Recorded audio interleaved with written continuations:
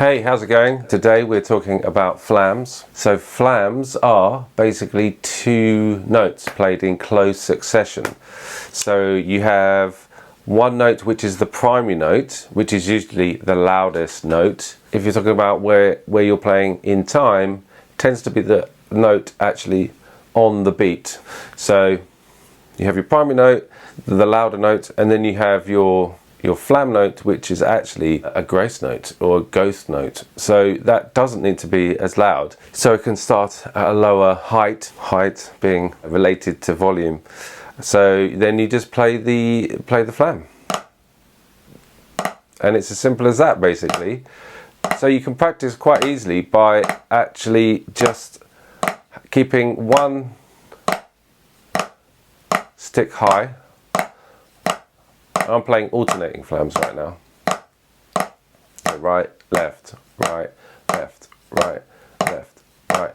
You can see the other hand, which is playing the flammed note, or the actual flam, the flamming note, is now playing before the primary note.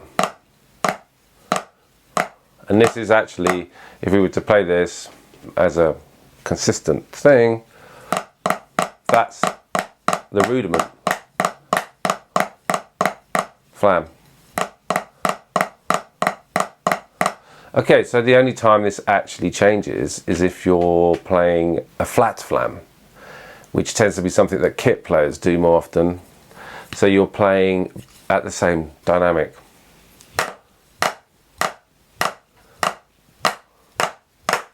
So, as you can probably see that because both notes are starting at the same height and being played at the same volume, you can't use that same technique that we were just using, which was to do with basically playing one note lower than the other to give you a nice flam quality in terms of dynamics between the two notes. So now you're sort of smashing them together. Okay, so that's one thing to think about flams. The other thing to think about flams is actually how close the notes are together, because you can play them in different ways. You can play them so that they're nice and wide,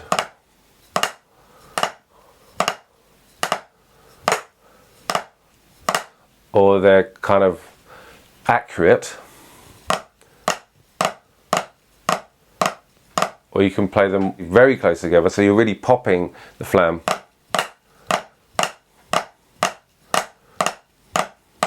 So that's flam quality in terms of how close the notes are together. So that's something that a lot of rudimentary drummers spend time on. Kit players, maybe not so much. A flam is usually a flam, and as I said, a lot of the time they just kind of smash out both notes almost at the same volume. Okay, so two other rudiments apart from the basic flam rudiment that are great for working on flams. The first one is the flam accent. So the flam accent, basically you're playing a single stroke roll with a triplet accent. So you're getting this. 1, 2, 3, 4. 1. Okay, so we've got our accents, and now we want to make each one of those accents a flam. And that is the flam accent.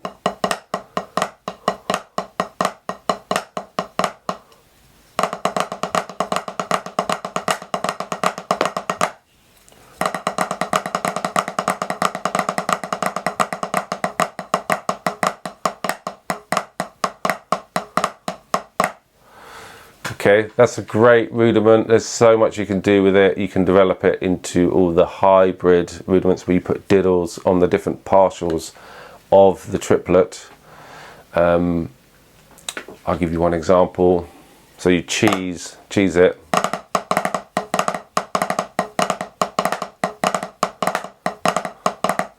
Or the flam drag. So you're playing the diddle after the primary, and then you got the flam 5, another hybrid rudiment.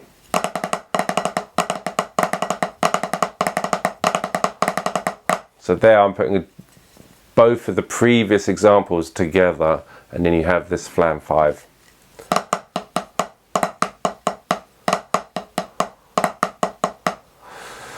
Okay, so that's a great rudiment for singles, and then adding the diddles for the hybrid.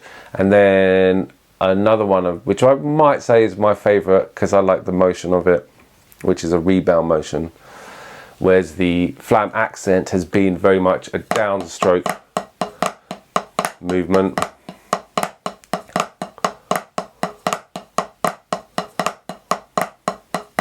The flam tap, which is the third example of a flam rudiment, the flam tap is basically a rebound motion. So it goes something like this. You're playing, actually playing 3 strokes in each hand, or how some people describe it, you're playing a double stroke roll with an accent, if you are playing the accents, and then you basically, the third note is the flam.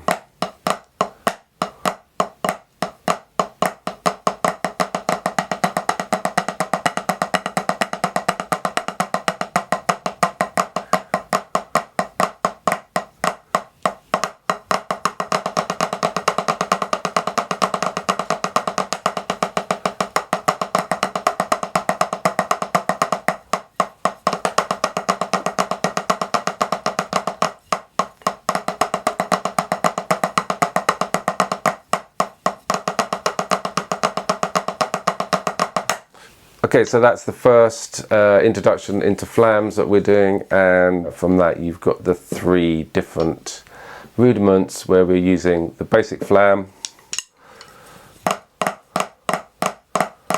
the flam accent, and the flam tap. Okay, well, have fun with that and enjoy practicing those.